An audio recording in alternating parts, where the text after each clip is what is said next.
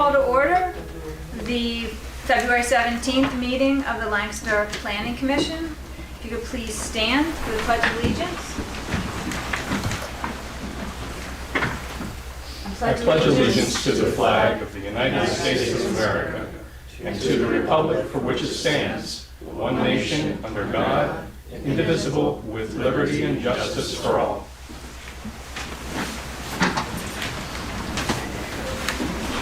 Okay, our first order of business is to approve the minutes from the January 2nd meeting. Any comments or discussion? I'd like to make a motion. Okay, do I have a second? Second. All right. To approve the minutes, is everybody in favor of any, all yeses? Is any, I mean, I'm stumbling all over my words. All in favor? All in favor, thank you. Aye. Anyone against? Okay, minutes are approved. Before we get into our agenda, I'd like to move, if nobody has a problem with this, from new business, recognition of service for Tom Carfopolo to come up and, John, do you have a present? I would like to take the presentation. All right, Tom, come on up. Let's see. We'd like to, this is a certificate of appreciation for Tom for serving as, the Lancaster Township Board of Supervisors would like to recognize Tom for his volunteer service to the Lancaster Township Planning Commission. You've honorably served the community over the past 7 years, and we thank you for your dedication and service.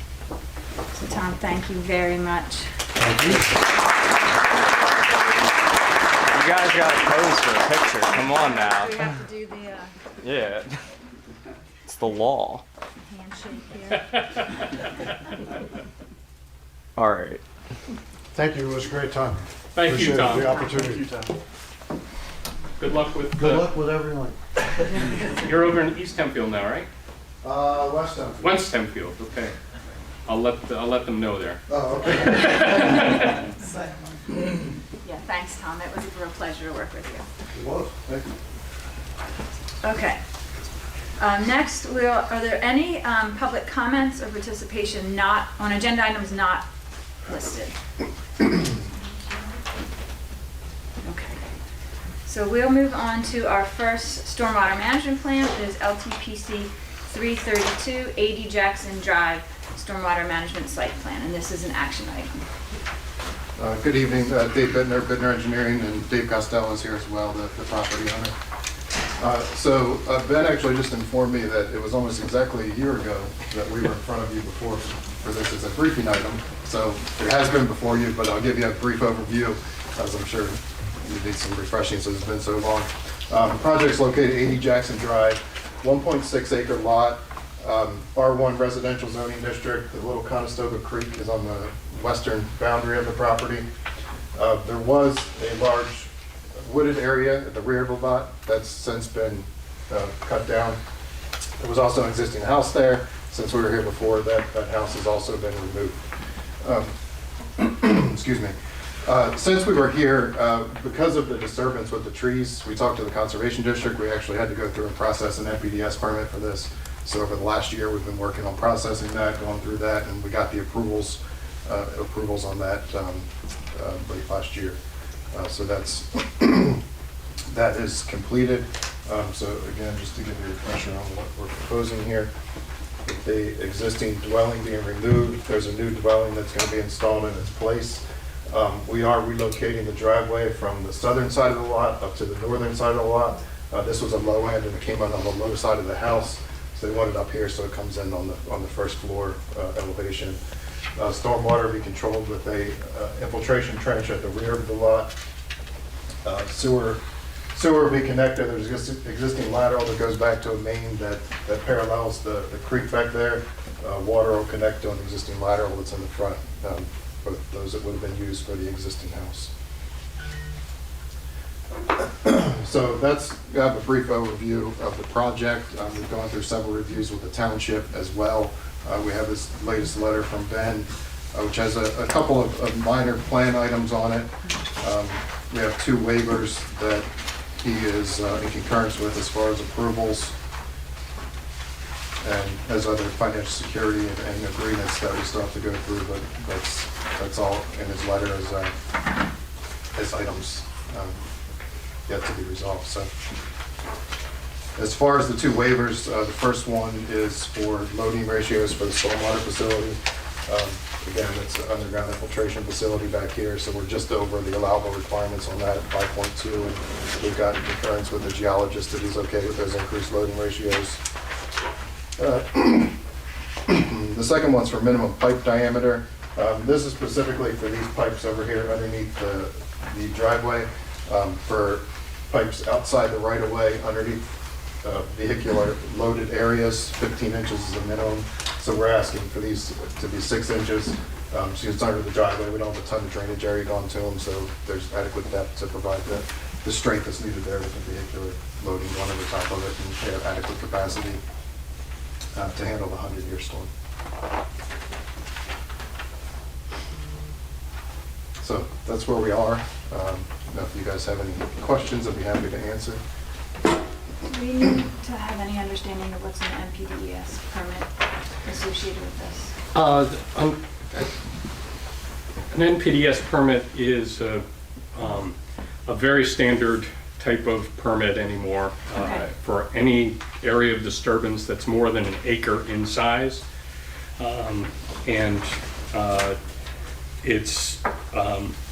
This project wouldn't normally require an NPDES permit, but because all the trees were cut down in the back, and with the interpretation of that activity with the Conservation District, it was determined that that does constitute disturbance in terms of the NPDES criteria. But it frankly didn't change much of what the proposed stormwater management system would be. It just unfortunately increased a lot of time and effort to get that NPDES permit than otherwise would be necessary. It doesn't impact the township's approval per se, although there are certain things that are required for any NPDES required BMP to be perpetually inspected and maintained, and then also reported to the township for those inspection and maintenance activities. As several of the other engineers in the room will know, that is just a very standard thing that we ask for with all NPDES permitted sites in Lancaster Township. So it's not peculiar at all, but it is something that's unfortunate that happened for this project. And if those trees were there, would we be requiring some sort of in-kind replacement? Or is that when we get into the land development? So that would be for a land development or subdivision plan. Yeah. That's when those regulations apply. So we're not there yet. Okay. Commissioners, any questions, comments? And this stormwater management agreement and declaration of easement, you're saying that's a requirement that's triggered by the NPDES permit process? No, there's a certain section of that agreement that is specific to NPDES required BMPs. Got it, the So ongoing we maintenance. typically delete that that paragraph out of our form agreement if there is no NPDES required BMPs. So if there are, then they have to do those things and spell them out in the agreement and provide us with an annual report on, going forward. So. Township typically require financial security for single-family dwellings, or is it just the fact that they had to get an NPDES permit? It would be typically whenever there's a stormwater management site plan that has improvements that we need to make sure are installed.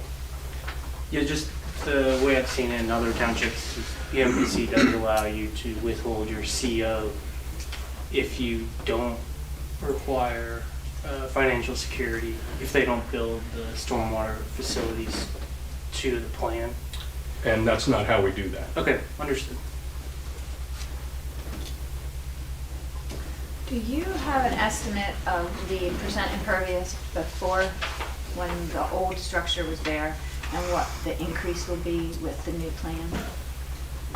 You know, it's on the cover sheet. I think I failed to print out a copy of that. If somebody has a set of plans, I can tell you what it is. A full set.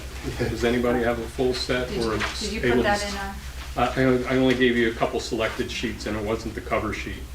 Does anybody have the PDF on their laptop? That you I put do. in the Dropbox? The, Yes. the proposed coverage is 29%, but it does not say the existing. It's There should be a column there. might be floating around somewhere there, John. Existing. But there was an increase, Angie. Yeah, I would And expect that.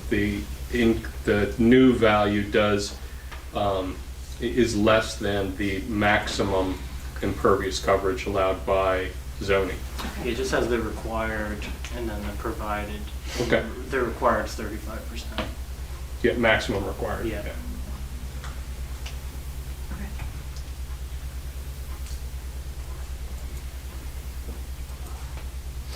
Any other thoughts?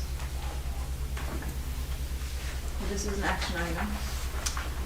I'd like to make a motion that we advance to the commissioners for their consideration LTPC 332. No, we had two waivers and modification requests. So And we if, had- and if I may, Yeah. sorry for semantics, it's the Board of Supervisors. Yeah. So there is a request to modify the loading rates as well as the minimum pipe diameter. I move that we recommend approval of the waivers as listed in Ben's review letter. Okay. Second. There a second? All right, all those in favor? Aye. Any opposed? So that's just the waiver request. Yep. Yes, and now the plan. I move that we recommend approval of LTPC 332, 80 Jackson Drive, stormwater management site plan. Conditioned on the January Conditioned 20, on, January meeting 27th.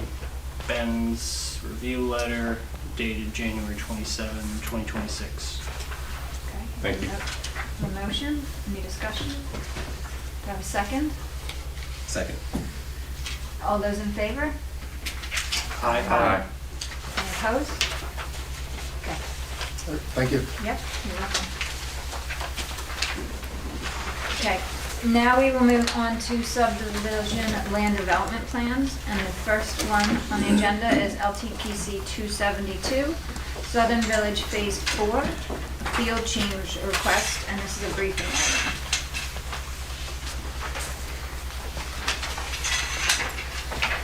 Do you want an easel? Yeah, do you want an easel? I think I can get that easily. Nobody? Really? I thought Mark would come in for me, but no. Can I help you there? I remember sitting over there for many years, so.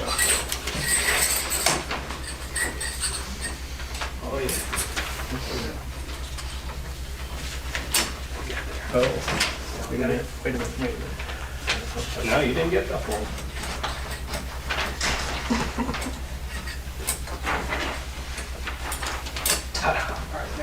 The other side. Thanks. Yeah. Getting all this on camera, Tony? Yeah, actually. So happy about that.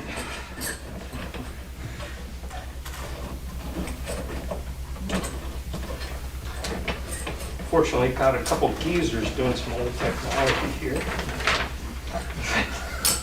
That's why I stay online, Ben. Here's a little further out. This one isn't too cooperative, is it? No. Quite busy. Was last time it was used. Stop.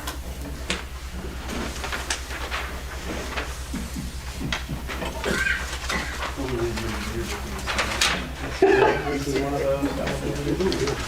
Maybe it'll work with three. I mean, Do we need to go to commercial break? technical difficulty amongst yourself? Oh, come on. Steve's gonna see it. Oh, Steve, to show off. Leave us hanging. All right. It was fun to watch for a while. Thank you very much. Oh, that one's always been set up every time I've ever been here, so I didn't bother covering one. Just earlier today, Tony said, "Hey Ben, if you have any PDFs you want me to put up on the board, big screen, let me know." I said, no, we're good, we're good. After much ado, I'm Bill Swarnick with David Miller Associates, and with me tonight is Mark Will representing the applicant. I'll give you a little bit of background. We're here for your consideration of a field change at Southern Village. I don't know how familiar you are with Southern Village. Project south of Wawbank Road, east of Waypoint Drive. This is referred to as Phase 4. I've put some color on the plan. You might have received an exhibit. Excuse me, just make sure, are there any members of the audience who want to see this plan or are not able to? Okay, all right. I apologize for being in front of you. No, it's fine. So this is part of Phase 4. I've highlighted the units. It is at the southeast quadrant of the property. There are, Waypoint Drive is along this portion. This is Pilgrim Drive, which goes back out to Wawbank Road. The area that we're talking about is, I've shaded it in green. There are existing dwellings, part of Phase 3A. And then there are proposed dwellings that are part of Phase 4. This dwelling also is proposed but not yet constructed. These other units are all constructed on adjacent to the open space area. So we're here for consideration of field change, which essentially is taking excess material that has been stockpiled from the earlier phases and material that will be added to those stockpiles from the excavation of dwelling basements areas, and show a regrading of this area to allow for a permanent condition to be established within the open space. Those areas will be eventually seeded and become part of a landscaped or a vegetated open space area. We show proposed grading. There's also going to be an establishment of a sediment trap in this area for the placement of these materials, so that during that placement, any runoff before stabilization occurs would be, the sediment would be trapped in that area.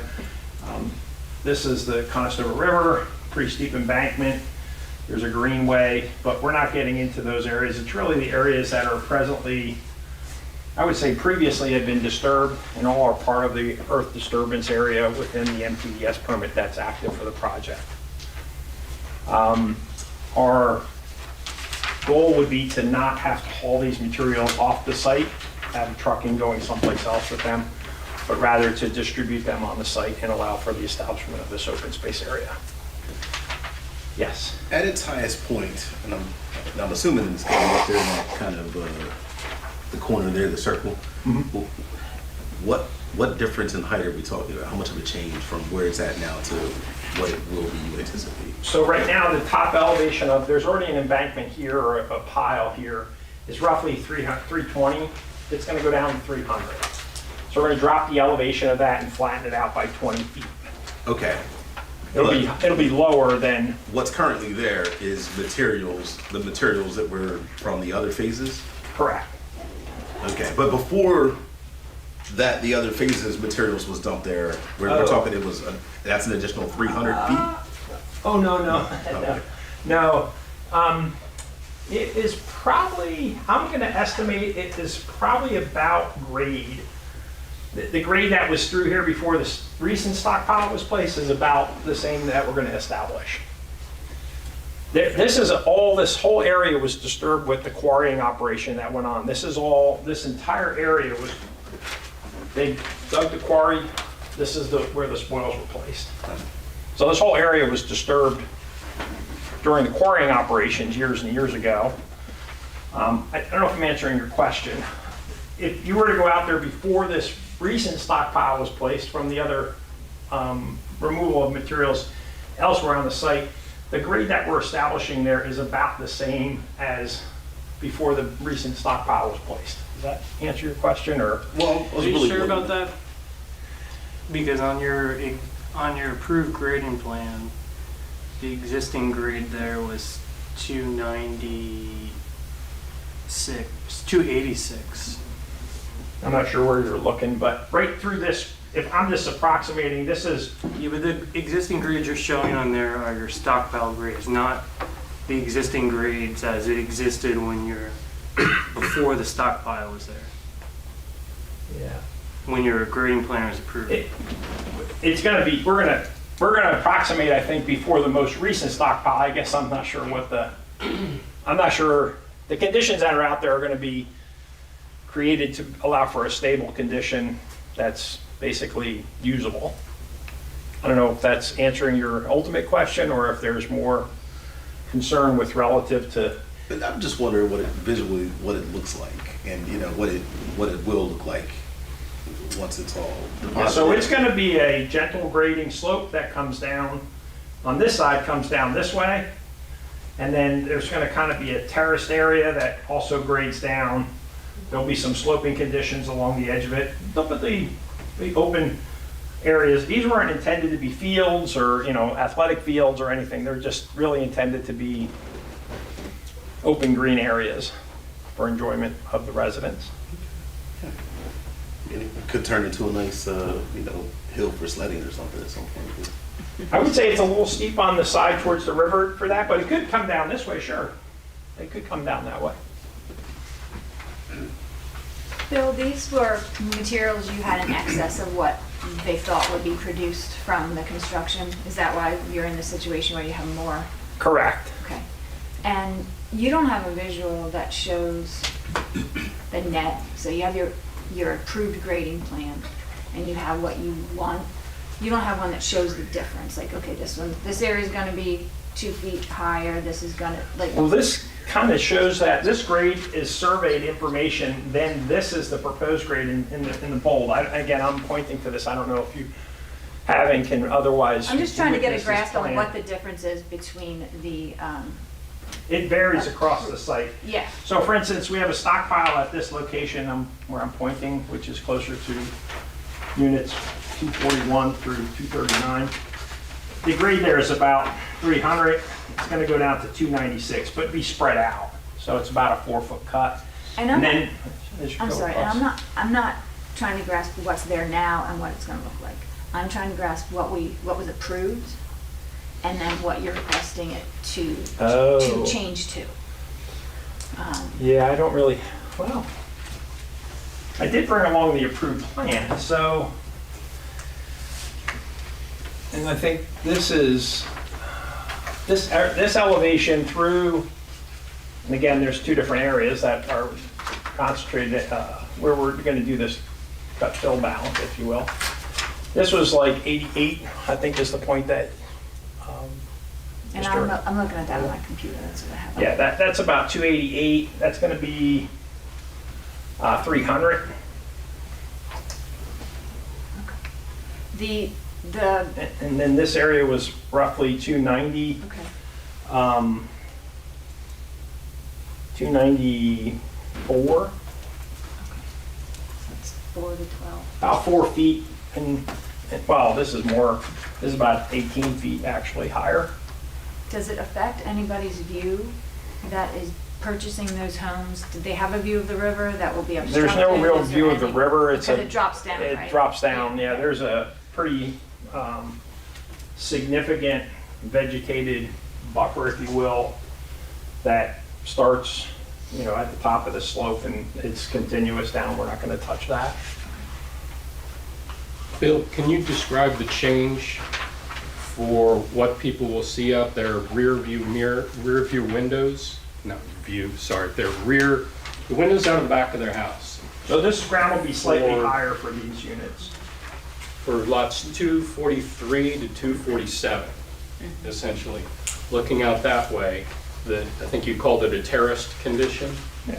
So that's sort Sloping of, condition, yeah. it sort of changes from one point down to another. So I mean, we're going to be slightly higher, and right now, and again, I guess The condition that's out there right now is a stockpile. So it'll be different from that.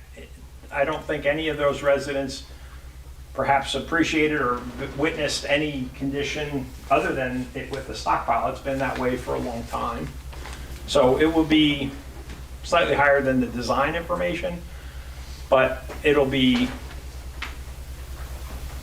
we're gonna cut down the embankment or the berm or the stockpile that's right here now by about 4 feet. And then it'll just be leveled out, so. And it looks like that terrace area is about the same elevation of where the homes are. Yeah, so 243 is roughly at 298, so a couple feet higher. This unit here is a couple feet higher. And it goes down a bit. Finished floor of the ground. Okay. I'm sorry, finished floor of that first floor. Sure, yes, yes. And then 247 is roughly 295 here, and then this is 291. Okay, so nobody's looking out and having a wall of dirt behind their house. I don't necessarily think that's true. So lots 256, 255, 254, 253, as it was approved. Yeah, those houses are not there now, and they're yet to be built. Sure, they're going to be built though, right? Absolutely. So as it was approved, those lots were looking down and did not have a huge mound behind their house, but now they're going to have a 12-foot, 16-foot higher mound sitting behind. That's not true. Those houses were marketed and sold with Go back to that other plan. Yeah, so these That shows houses, the existing grades as it was approved. yeah, this house right here is 301, the finished floor of the house. The ground here is 300. Sure, so, but previously, the existing grade was 284, where now you have the highest point of the mound. Okay. Yeah, I get it. I don't know what difference that makes. These houses haven't been sold yet.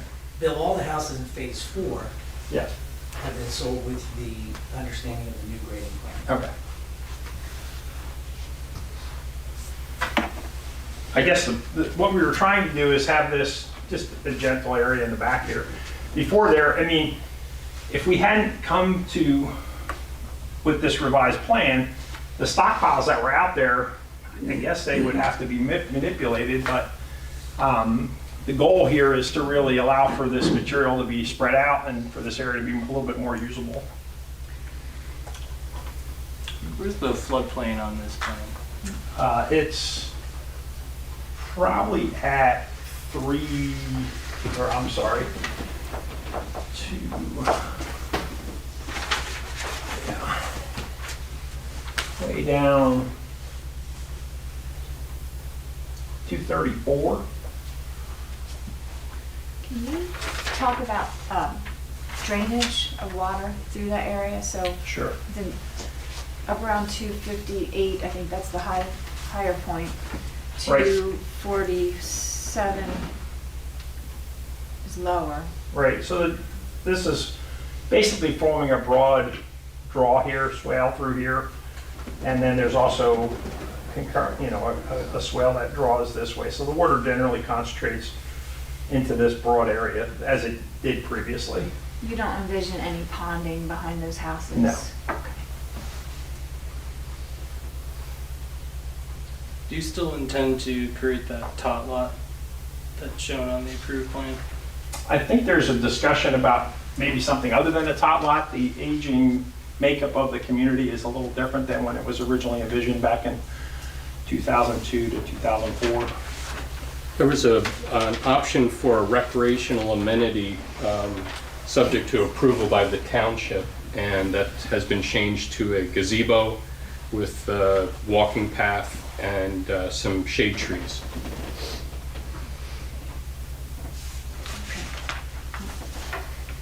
I'd like to see the proposed grading plan with the existing as approved plan, not the existing grades of the stockpile. So what I'm envisioning I work in the Chesapeake Bay, and when we have erosion, we get a map that shows green where sediment deposits and red where it's a negative and it's eroded. Talking about like a cut fill? Yes, so, you know, if those two pieces, the approved and then the requested change was shown as a cut fill, I think we could see where it's gonna, is that what you're asking for, where it's gonna be higher or lower than? I'd just like to see these the- proposed grades on the approved plan as the existing grades existed, not as they exist with the stockpile. And it would be helpful to see some kind of cut section to actually see how it would affect someone there. Otherwise, I'm Like a not, cross a view out. I mean, cross like a section. cut section to see exactly how it does affect their view. Can you give an example of which lot you'd like to see the view cut section taken from? 253, how about that one?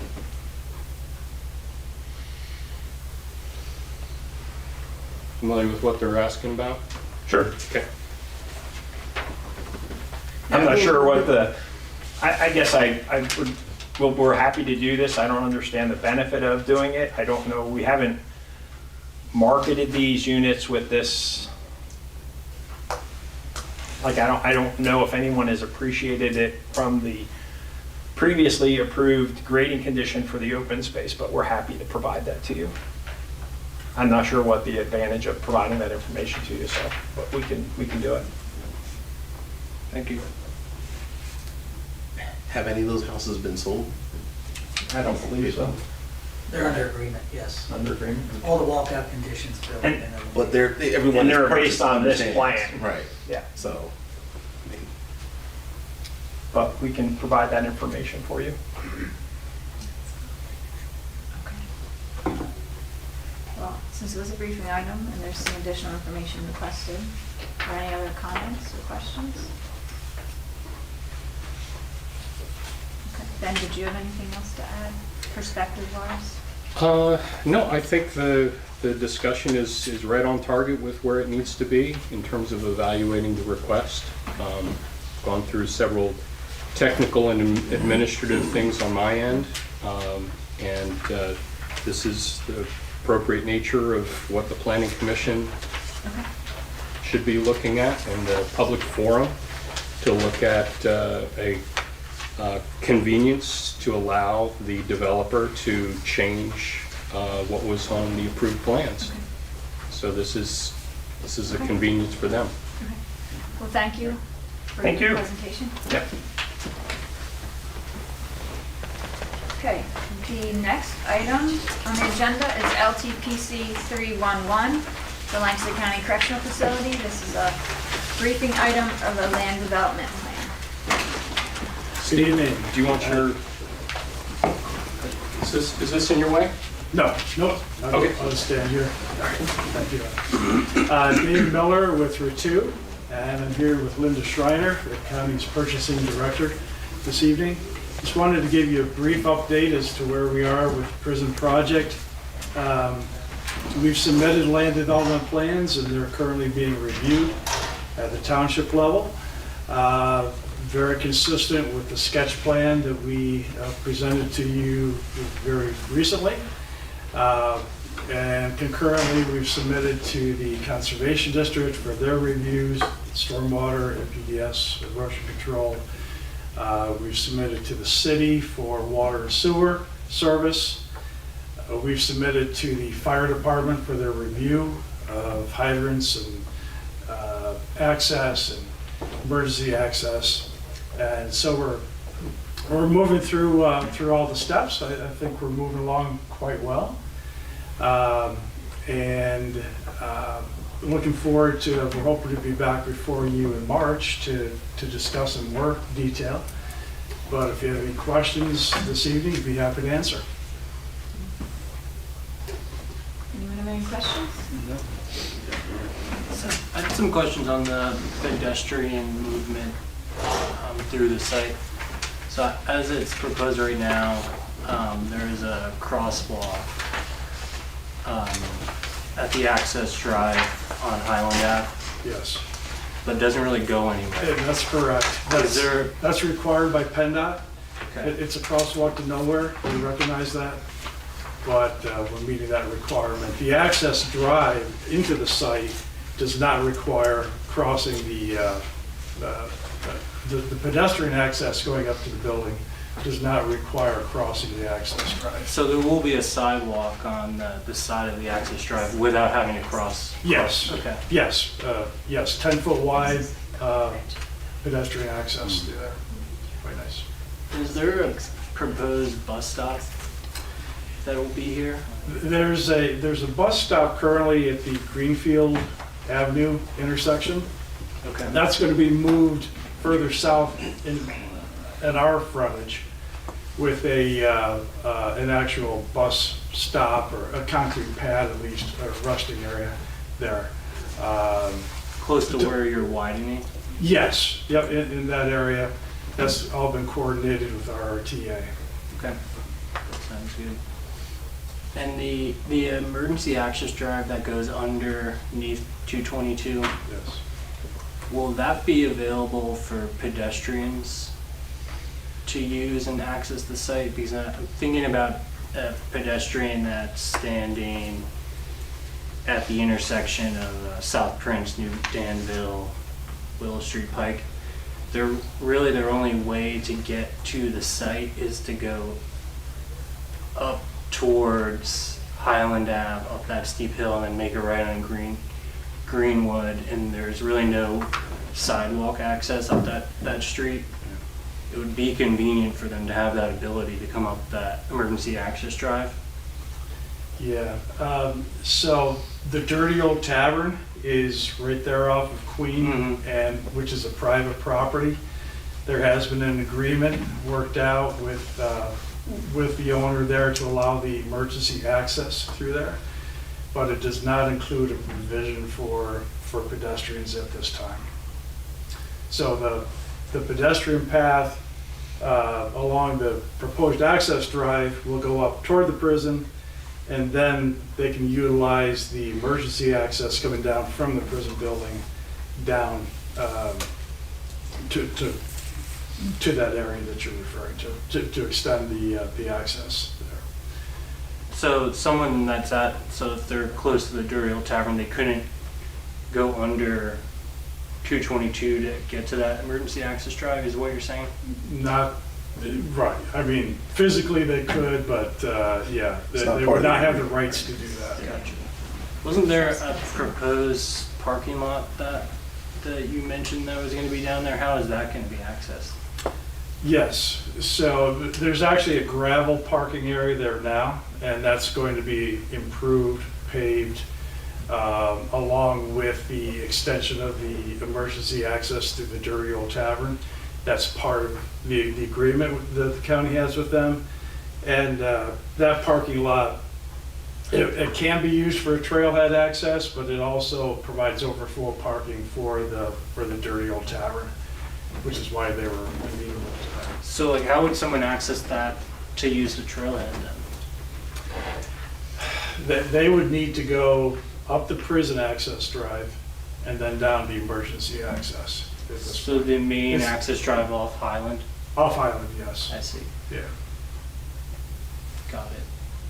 I'm following you now. yeah. Maybe at some point in the future that'll change, but Sure. that's how the agreement is at this point. Understood. That's all I have. I just have a question about the external design, like what we're seeing here with that design. Is it doors across each one of those? What is the outside exterior of this building? Linda, do you mind? That's for, it's part of, it's. You're asking an architectural question. I know, Yeah, sorry. yeah. I'm trying to. I'm just trying to think the figure out best what's way. being drawn here. You know, It's- there's a dark line, Yes, and then there's a thin line across it, and I wasn't sure what we're looking at. yeah. It's the bump out for the urban yards, Okay, and then there's, so the solid line you're seeing is the bump out for the urban yard, And then there is space, but the inmates aren't able to access that space unless there's a true emergency. Okay. Then there'll be a point of egress for them to be maintained. Got There'll it. be fencing of sorts as part of the building structure, but the building itself is not fenced like you would think. Okay, So the natural fence and security is created by the perimeter of the building itself. okay, thank you.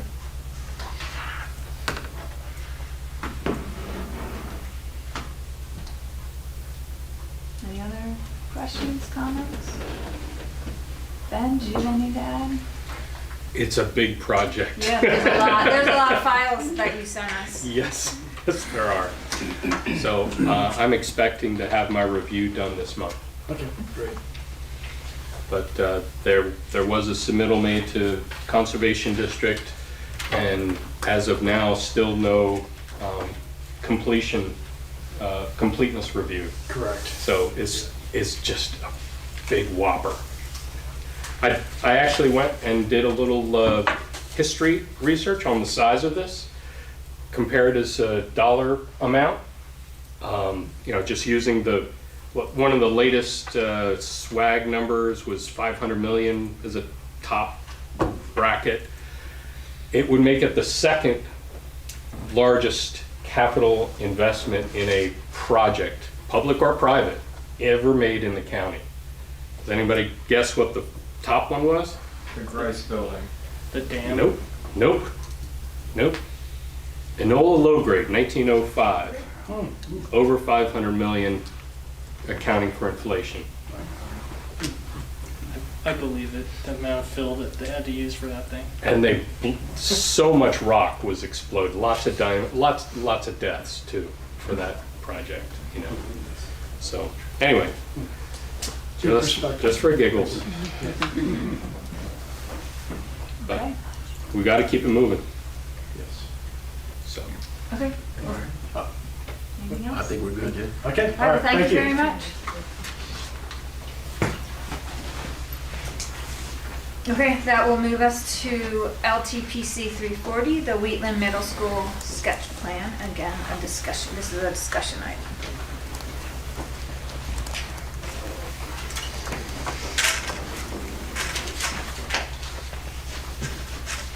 thanks again, Steve.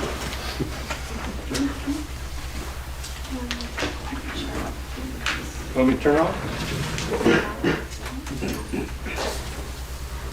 Fingers crossed. Tony's saying his magic spell over there.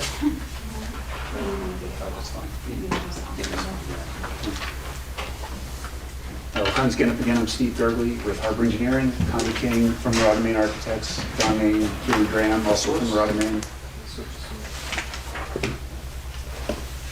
There we go.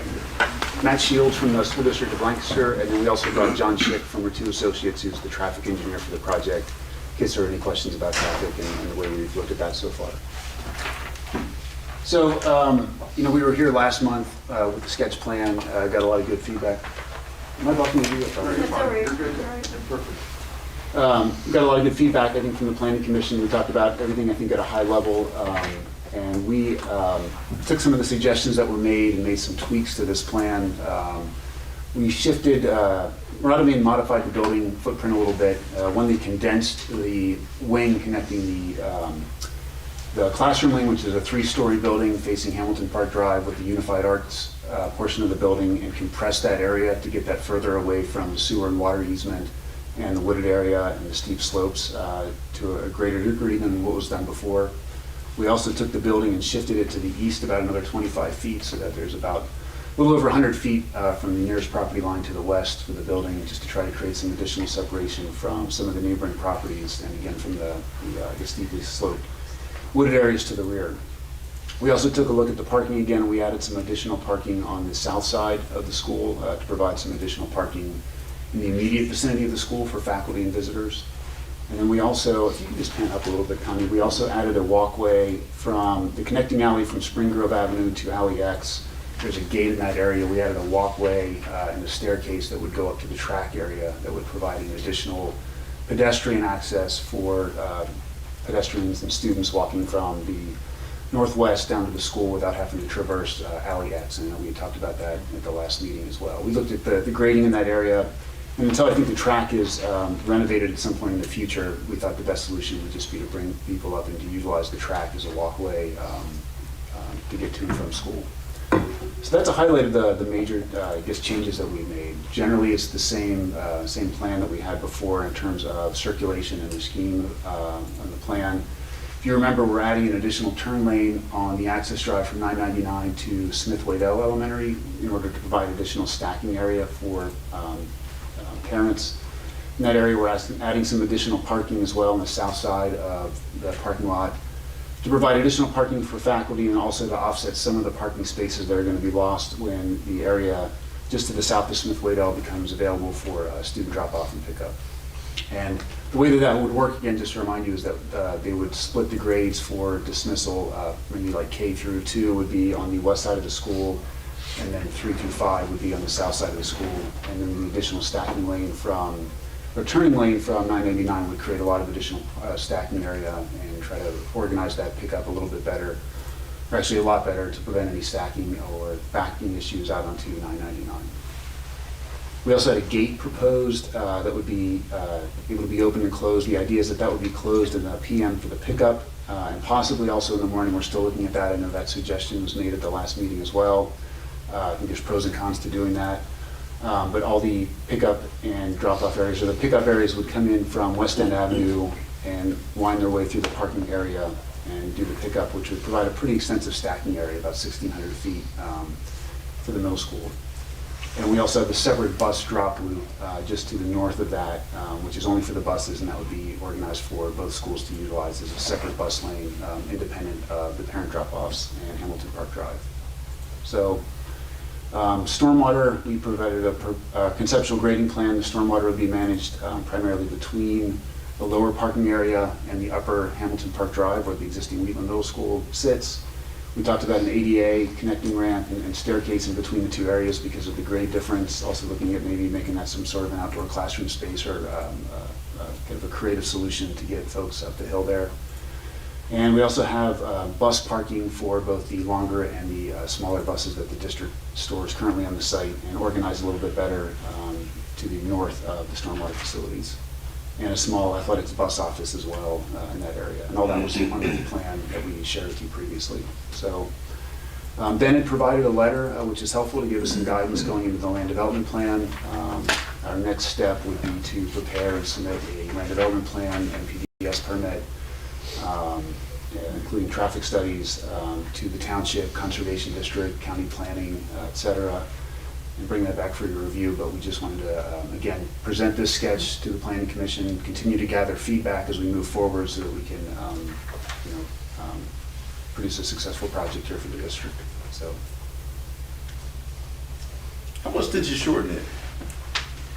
shorten the building between the two areas? Yes. Approximately 20 feet.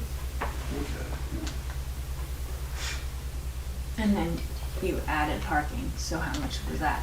We added some additional parking on the south side. Before, we had parking just on one side of this parking area. So it's a little bit more efficient by sliding this forward in this area. We can get a double stacked parking.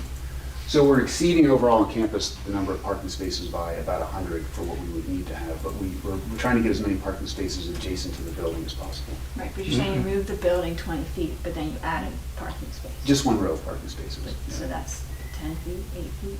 20 feet. Yeah. I mean, yeah. Can we ask questions? I'd wait for the planning commission members. You will get a chance, yes. Yeah. Definitely. Could you give us some history on why it was determined that renovating was no longer the option? Because I know you have shared with us now that there were meetings in the fall, but we weren't told in the fall that there were meetings, like as a commission, we were not informed that there were meetings to provide, to understand where we're going here or what the new proposal was. So could you backtrack a little bit and share some context on what happened that we're not renovating Wheatland anymore and that we're now at a new school plan? Yeah, as we, I don't know if we have anything in the existing. I don't think so. Okay. As we we're working on the addition plans. We started off with a 3-story building kind of in the front lawn. But even that was classrooms. We still needed to expand the cafeteria, expand the music program, and then we were planning to increase the capacity of the building for some of the students that would be shifting from Martin and the reboundary into this middle school. So with adding additional classrooms and then tackling all of the current needs based on the faculty input from the school, we were ending up with not only that big 3-story classroom addition, but several other tacked on additions around the building. We looked at doing a big addition to the the northwest of the school to try to get a loop type of classroom building there that still got daylight into it. That would have been right up against the setback line behind the houses a little bit farther north on Atkins. So as we were looking at all those options, where can we add on to this building while the students are still there? So we can't tear the building down, move the students, there's nowhere to move a whole middle school. We're looking at the cost options of that as well. And the cost of the addition renovation project was getting to be equal with building a new building. We generally recommend, if they're even getting into the 60 to 65% cost of renovation addition compared to new, it's not a wise investment. So that's when we started pivoting and looking at where can we put a new building, looking at cost estimates for that, and realizing we were, pretty much apples to apples on the cost. So for less disruption of learning, the cost, we shifted toward the new plan. I don't know if there's anything else to add. And I think also the opportunities in your current building footprint to address the traffic in an on-site controlled fashion rather than, in the adjacent neighborhoods. So that also was a piece that, that was beneficial with that approach. Okay, thank you. The other thing we requested last month was some further information on why some of these areas were not suitable. And so I don't know if you have that now because it wasn't provided in the meantime. Yeah, so we prepared this exhibit as well, just to show kind of general areas. If you could just scroll up to the next one. Sorry, Steve, before you start, Gretchen, was this the new stuff submitted, put in the Dropbox link? Because I can't find anything. It was not. Okay. It came to us Friday? Friday afternoon, Friday. Yeah. Got it. Yeah. I just making sure I wasn't looking at the wrong things here. Yeah, it's a sketch plan, so it's kind of informal, free-flowing. Typically, I would do a hard stop at this point and say, no, only talk about the plans that have been submitted. Oh. So, but we're trying to answer questions, they're trying to answer questions, so. Sorry, Steve. Oh, no, that's fine. Yeah, so this is a graphic that shows with colored areas kind of the other site limitations that were identified as, we looked at developing the school on another portion of the property. So the yellow areas are easement areas, stormwater management areas. The purple areas, the existing school. The green areas that are identified are the areas that were suitable for the size facility that we need in the parking areas, et cetera. The area to the south, which is also owned by the school, is leased by the township as a park, so that would disrupt, obviously, the existing fields and trails and all the amenities that are down there. And in the area, of course, the track is part of the school program, is proposed to be, I think, renovated at some point. And then the area to the east of the track is limited in size.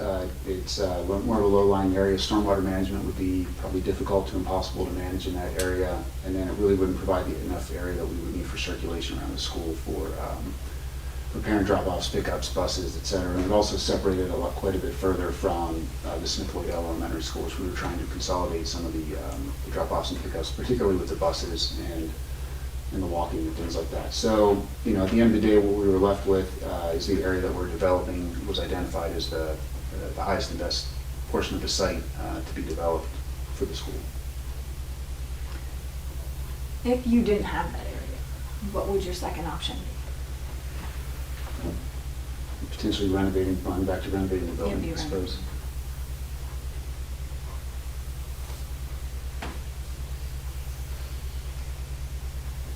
And I think as Don mentioned too, like this, I think will provide a better solution for traffic and vehicular traffic and where they have it set up, as opposed to just renovating and adding on to the existing movement. It leaves very little opportunity for stacking for drop-offs and pickups, which obviously became an issue with Smith Wade L, and we want to try to address that with this plan.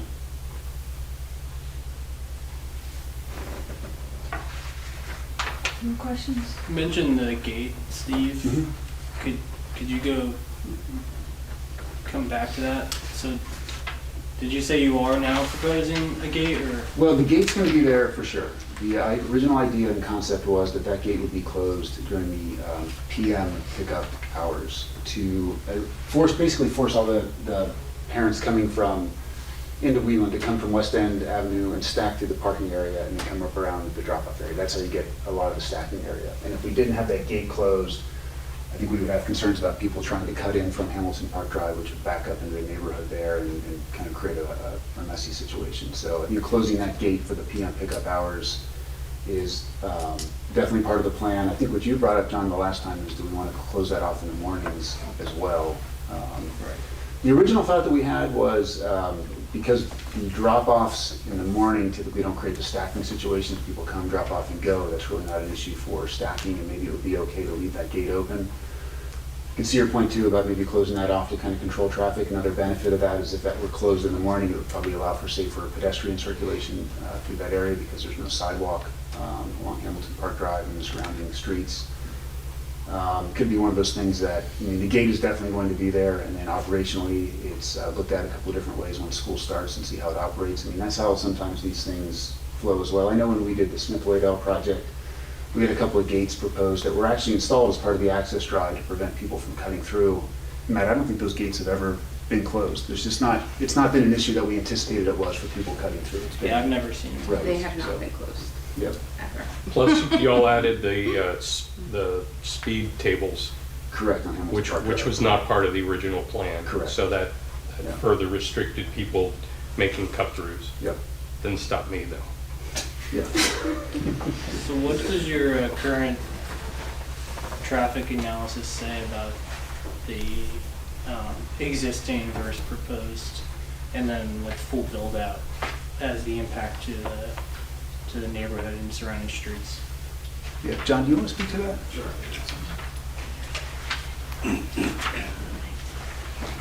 Hey, I'm John Stickler for 2.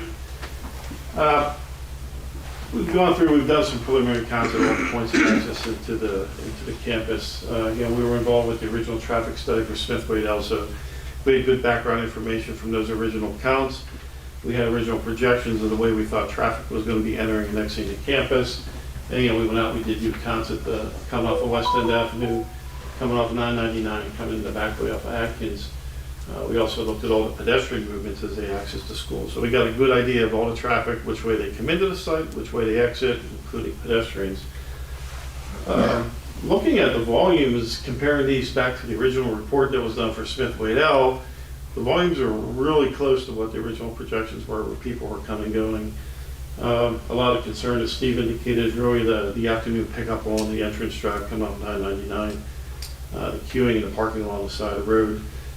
You got the school on the side there, that's again creating that additional lane to get people to park to allow two-way access up and down through there. Again, people are parking in the parking lot, so I think this additional parking and additional curb lane is going to help alleviate any of that type of traffic and some of the alternating releases. From a traffic point, we didn't run through the numbers yet, but I ran some preliminary analysis, at least projecting the traffic that the new school is going to generate at both the signalized intersection and West End Avenue. And again, we don't see any real type of operational issue. The intersection at West End Avenue, I again continue to highly recommend having the crossing guards out there. Without the crossing guards, it would make it very difficult for parents to get in and out there. There's a ton of kids across there. I mean, there's a lot to cross there, and I think safety over capacity is always my position. I'd rather sacrifice capacity if people have to wait longer for safe movement of kids entering and exiting the campus. Again, there was a fair amount of kids that did come up from 999 across there.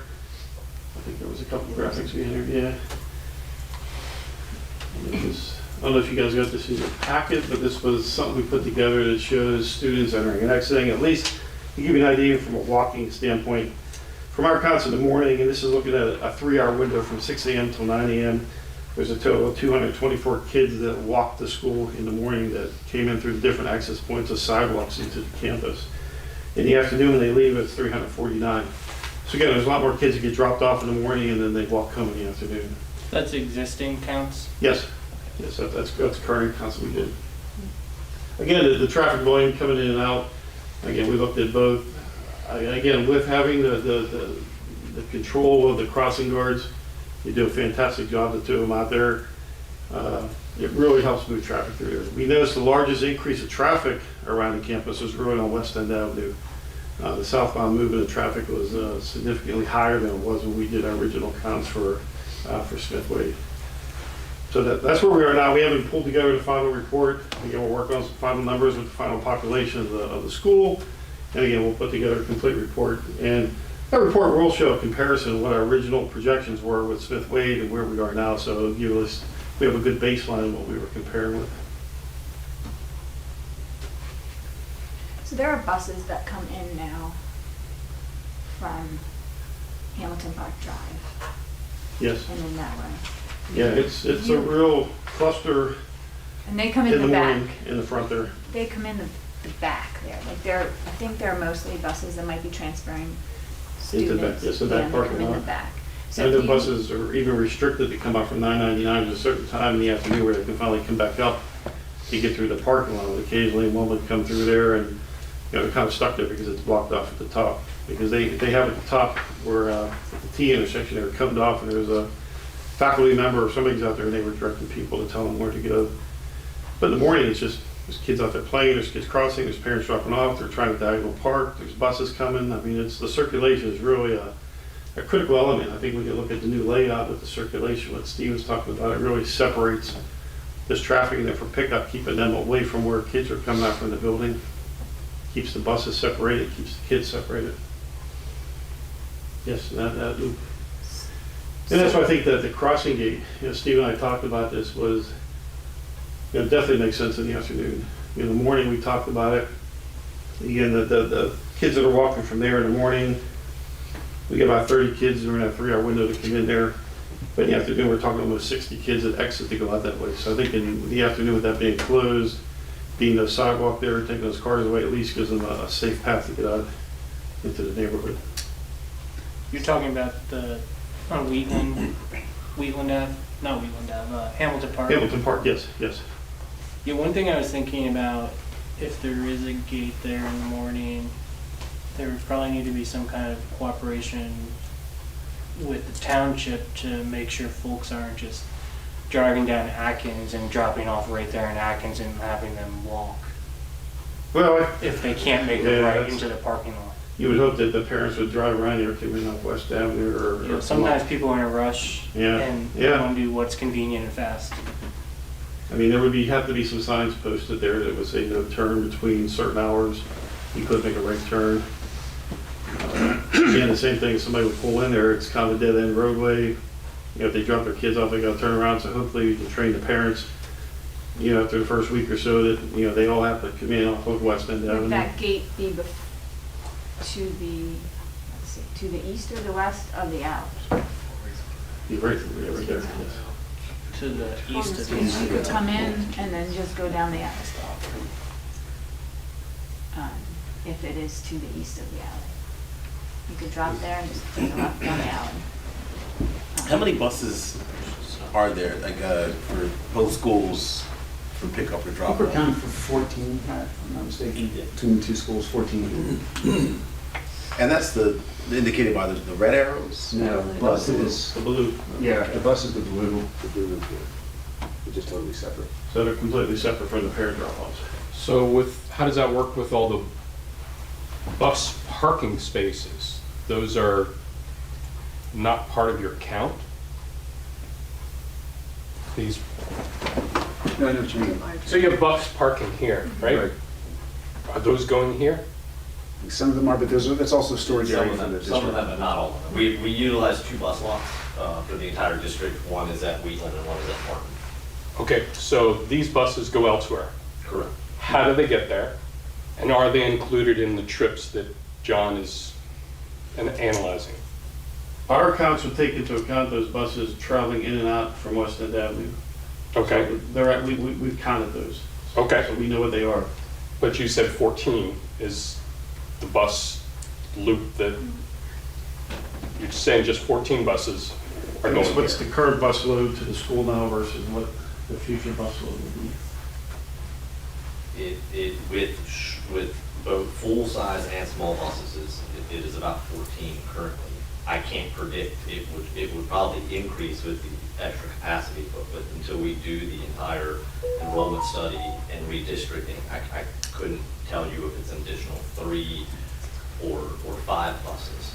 But All those parked buses are leaving way before to go pick up kids, so I think. Correct. So at the same time, they're dropping off at Wheatland, they're dropping off at 3 other middle schools. Right, And so high schools. what I'm asking is that movement out to other schools included in John's analysis? Because they'll park there now and they're leaving, so Mhm. we capture them in our counts as they left. Okay. And we also capture in the afternoon when they return. Mm-hmm. There was the buses that returned, so they're actually captured in our counts too. Okay, So we have that. all right. As long as they're in that time window, that 3-hour time window. Yeah, most of them were. I mean, my observation is there's a window where they all come back about the same time, and you know, we were 6 to 9, so within that window we'd be capturing us the school peak as well as returning the buses in the afternoon. It was, I think, till 5 o'clock we counted. Or actually, no, sorry, 6 o'clock.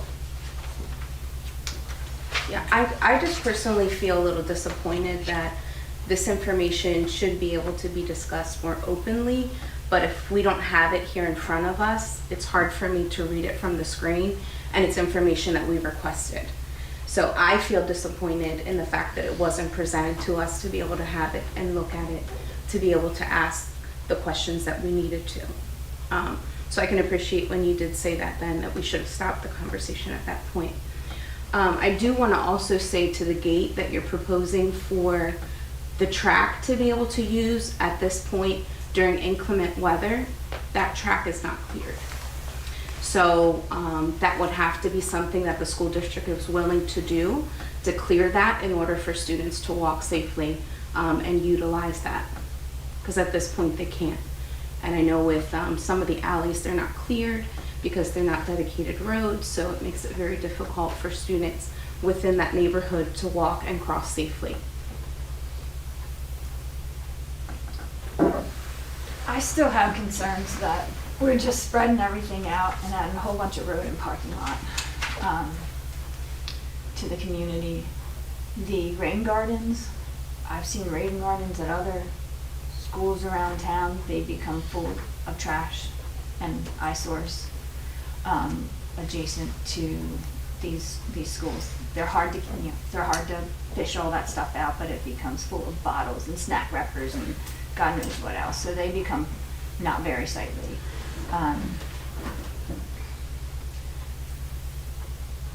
Just some additional feedback. I mean, personally, I'd like to come in and I don't know, as a planner and talk to you guys and try to understand. I have some other thoughts about configurations.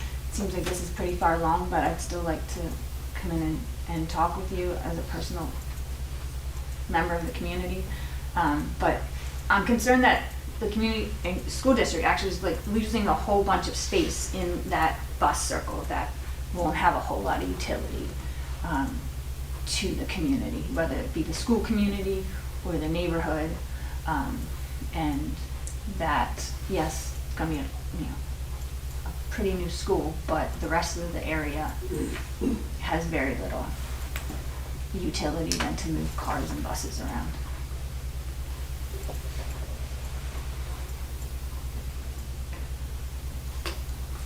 Steve, you mentioned crossing on West End Ave being somewhat dangerous. Do you have any proposed plans now to make improvements to that crosswalk? Because I've crossed there before, and there's little flags, orange flags, my wife gives me crap for using them, but no one ever stops there. And it's really difficult to cross. Which intersection? On West End Ave, I guess Fifth, I on think Fifth, yeah. Isn't that where, don't they have like traffic? The crossing guards. Crossing That's where the During guards school are. hours. Right. Yeah. Otherwise, it's challenging even outside school hours. Yeah. You put some of the flexible delineators there to create like a bump out to shorten some of the distances, I believe, and again, the flags are there. There are head crossing signs there and high visibilities and crosswalks. I mean, that's about, you know, I look at my toolbox of what I can recommend out there. It's, you know, it would never be close to meeting warrants for a traffic signal or anything like that, so it's. The school zone's flashing lights are there as well. Yeah, there's a school zone for reduced speed limit out there. It falls within that. Again, I said that the use of the crossing guards is a great asset out there. Again, it's only there during school time. Non-school times, it's, you know, people just have to cross their room, be vigilant with crossing there. What about some kind of rectangular flashing beacons? You mean the rapid flashers? Yeah. That's a possibility. I mean, those are just warning signs. They just warn people when they're crossing. I mean, they can be put in there with rapid rectangulars. Something could go in there. Yeah, I think those are a lot more effective than the typical ones that just flash and turn on during school hours. Our Superintendent of Public Works, Devin Groff, unfortunately is away for recuperation from a surgery, hoping him to come back in another week or so, but he did ask me to include, and I put in a comment in the review letter, a suggested meeting to discuss changes at that intersection. So I'd like to, if I could, suggest that we give the Planning Commission the opportunity. I don't know if there's anything you're taking away from today that you say, oh, we need to make another tweak to something or other.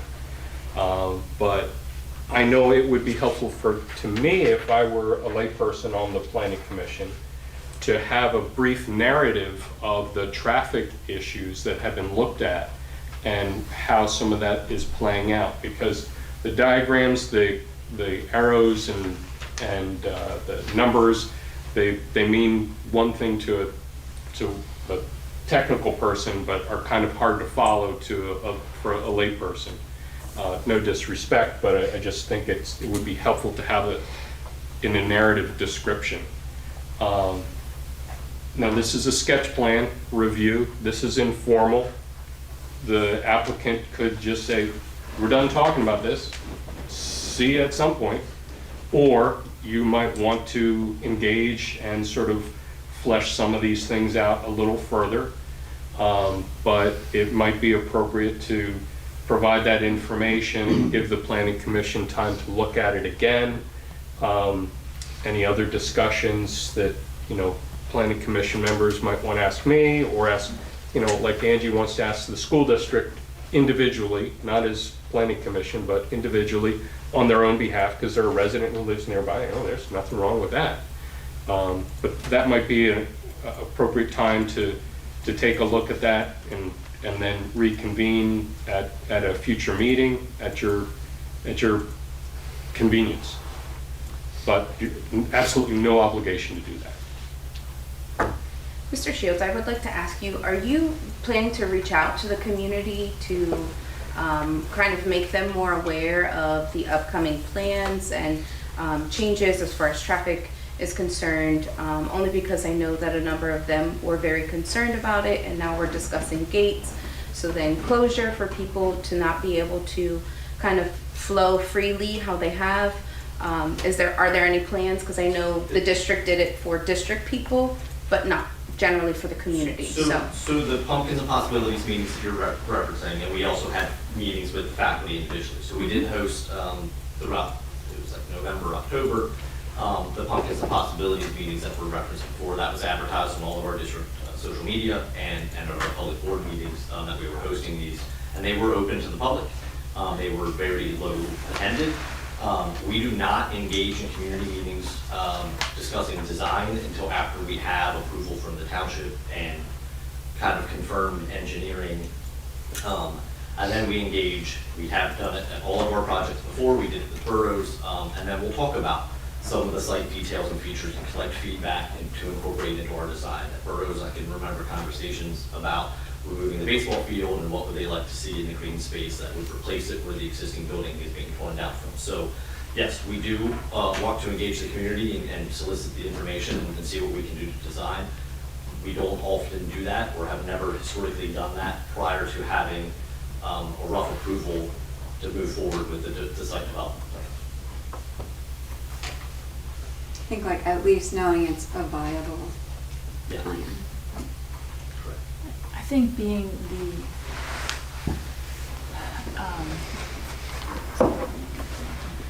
the holders of public tax money to do a big project like this, you're not talking about a renovation of a building, that public input should be provided early and not at the end of the process to make tweaks to things.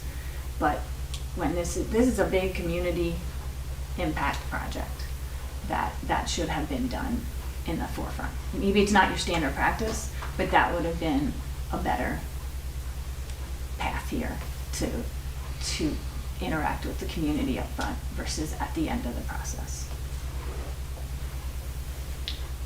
If we have any more comments, I'll open it up to public comment. Okay. So if you'd like to make a comment, please state your name and your address.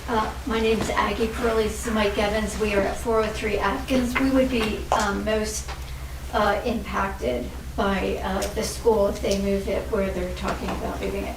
Our backyard backs up to the fence, the Wheatland School field,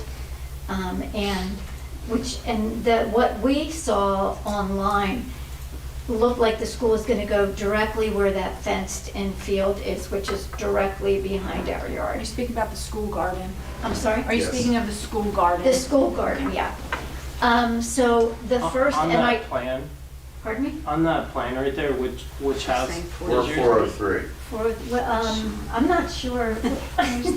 You're gonna be off to the left. I think we're over, We're right here. okay. Okay. Number 45. Second from the corner there. Yeah. And one of our neighbors is following this online because he had to be away, so he's texting me his questions. So first of all, this is my first planning board meeting here, and I just want to thank you guys. You guys are pretty wonderful.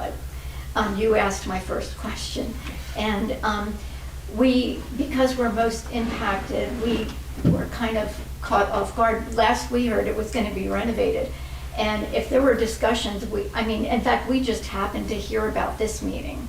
There was no outreach, and so we would really would love for there to be some kind of outreach and discussion.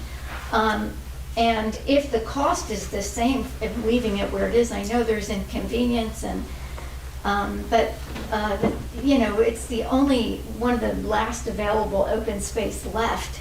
And, we're taking all this that's already built on, and then we're gonna just like excavate and, there's a school field, and the kids are so detached from the environment at this point. They're all on their line, they're all online. We hear from teachers saying that, they're in the house all the time. They don't have, so Kevin has been getting kids in that school field and to plant, and it'd be so nice for them to stay involved in nature and to set that example, like, nature, it counts. We want to survive ourselves, well, we have to help nature because that's what sustains us. You have the community garden, which would go away. Would not replace it. That's the only last strip of woods that's left. We have families of foxes and, all kinds of wildlife in there, from plants and animals, and, where are they going to go? We've been keeping those woods clean. A group of us have been going in there in the spring, and there's been some issues with unhoused, which thankfully the police here have been amazing also. They've been very empathetic. We've been feeding the hungry for years, so we're empathetic, but it's not safe for people to be, we do need to fix that issue. But the school and the township, they just need to post the right signs so that it can be monitored. That's my understanding. We just want there to be more of a priority in protecting nature. It's, the wildlife needs it, we need it. I mean, climate change, it's one tree, it's the equivalent of several air conditioners. It's like they're air purifiers. We really need to reforest, not to take what little is left. So that was my first. Well, you asked my first question. We would, we need some kind of outreach. Also, I'm concerned about the trees and the last remaining open space. I'd love for the kids to be involved. When the water, this is my other neighbor, when the water tower was built, an agreement or understanding was confirmed that with us, the residents, that the school would not be built on park property. So this agreement is not being upheld. So that's. It's not. That's That's not not park our property. That's not park property. Park property's on the other side of the woods. Well, we were told that, our understanding was that that was going to be, left undeveloped. So that's a concern. There's also, the neighbors across the street from us have a problem with drainage now. Water getting into their basement, and so, is there gonna be a problem with drainage? Is another question that we have. Has their environmental impact study been done? We'd love to know about that. We also heard about was it a $10 million financial shortfall that was discovered? And is that going to affect the future of this project? And, will neighbors, it'd be great if neighbors were invited to be on a working committee even. Because, we have been doing a lot to try to keep the area safe and clean. And yeah, we want the school to take more of an interest. I ended up putting up my own signs on the woods, and somebody got a, okay, well, we just want people to help us out a little bit more as we're trying to do what we can to keep the area. So anyway, thank you, you guys are great. Thank you very much. I think maybe the drainage, you could. Yeah, so we, as part of the plan, we have to do a stormwater management plan. Okay. To mitigate any increase in impervious surface that we have in the site. And part of that is analyzing as water leaves the property at different points. Still, we have to make sure that every adjacent property owner isn't affected. So we'll be providing stormwater management facilities in those basins and rain gardens to handle that. But we'll submit a pretty detailed set of plans and calculations that Ben and his team will vet to make sure that there's no increase in runoff off the property that's increased from what's there. If the cost is the same, it would be great if you reconsider renovating or building on the area that you have. We understand the school's a problem, but yeah, it would be so great if you could work with. Yeah, there's a lot of negatives for the school in doing that. Like I said, normally if the cost of that renovation addition is in the 60 to 65% of what the new school is, we don't recommend the investment in that old structure. In thinking of the 20-year life cycle analysis of that project, it would be much more expensive than what's being proposed. Right. I think for some historical context, back in 1991, when the district entered a lease agreement for use of the property as park, this parcel was carved out specifically. At that time, it was being investigated to build the high school on that piece of land that we're discussing tonight. It was then decided that McCaskey East would be located where it currently sits, and this piece was again left out of the lease agreement for the park for a future expansion of the legal property, potentially for a middle school, which is what has brought us to tonight's discussion. And I think we've heard from many, we'll circle back with the school community about reaching out to the neighbors in the community. And I'll just suggest that when you think about those costs, calculations and those benefits, if you have a value for what that property is and the value of open space education as part of your curriculum, I doubt that's being incorporated into those calculations. And if that might, add some additional consideration. Okay. If there is no further discussion, yes, Just John, one. go ahead. John, I believe this will be towards you.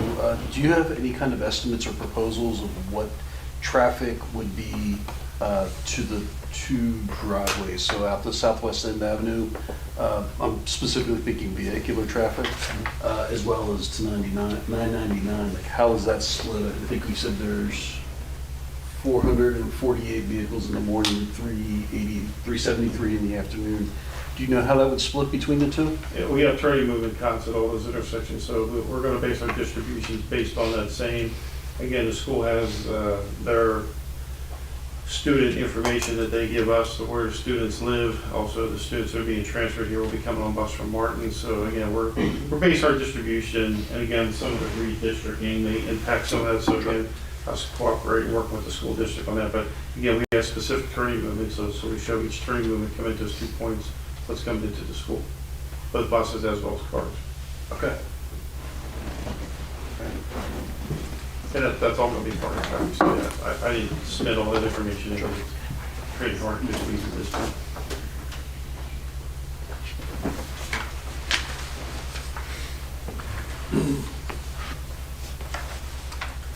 Guys, one more quick question before we move on. Ben, one of the notes in your February 10 letter relates to the Saldo 607B requirements for preservation of trees and woodlot. It looks like that existing woodlot to this on the south side of the proposed site goes away, right? There's none of that existing tree row is likely to survive the placement of the building and parking lot. Is that correct? Can we go to the grading plan, Connie? Probably about a third of it can remain. Okay. I guess my question would be: can you say anything more about what compliance with these provisions of the Saldo might involve for the rest of the site, where you're adding new tree cover, canopy, et cetera? Yeah, so when we do the land development plan, we'll have to itemize all that, but there's a formula. You have to catalog trees over a certain diameter, breast height, a certain height, and I think 15% of those have to be replaced on site. So we'll go through that exercise when we do the land development plan document. We'll probably be over that, but at a minimum, that's what we'll need to provide. And theoretically, those will be scattered around the site. You say anything, we're sort of speculating at this point about where those might go. But we want to put a heavy emphasis on screening on the west side of the building. Yeah. So there's a water easement that comes through there that runs north-south in addition to the one that goes diagonally through the property. So we can't really plant any trees there, but to the east of that and to the west of the school, where we can, we'll plant as many trees there with the intent of native plantings and screening plants. Okay. Is that a cut or a fill down into the driveway? That's cut. Is there any possibility of, instead of having such a wide grading footprint there, some kind of retaining wall Possibly, we could take a look at that. to reduce that impact? Yeah, we've got retaining walls in between, in this area too. That was one of the things too, but the previous plan had an embankment that came down between the Unified Arts area and the classroom space. We compressed that, we ended up adding some retaining walls there. So yeah, we can take a look at that also. And this is how many floors? The classroom is 3 stories, and then the Unified Arts portion is just a single story. And did you consider a 4-story building to reduce the footprint? Programmatically, it might be a little challenging just because we have a grade per floor. So both of the teams for each building are on one floor. This is rough massing of that. So this is the 3-story classroom wing that faces Hamilton Park Drive. It's kind of turned around. Let's see. No, let me go that way. And then we've got cafeteria, gym, auditorium back here.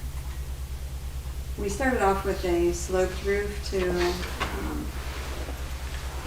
have talked to the design over at SWE, but with the height, we pivoted to a flat roof with parapet so that overall height was reduced.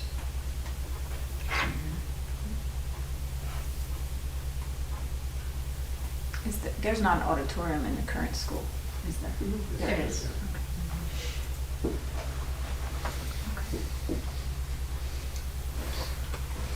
Okay, well, thank you. Yes. Thanks again for your time. Y'all will let us know what you want to do next? Yep. Okay, thanks. And they'll provide the narrative breakdowns if you. Well, possibly, that's part of what I'm hoping they'll tell me, is what they're gonna do next. Because if they don't want to do anything more with the sketch plan process, then they're under no obligation to do so.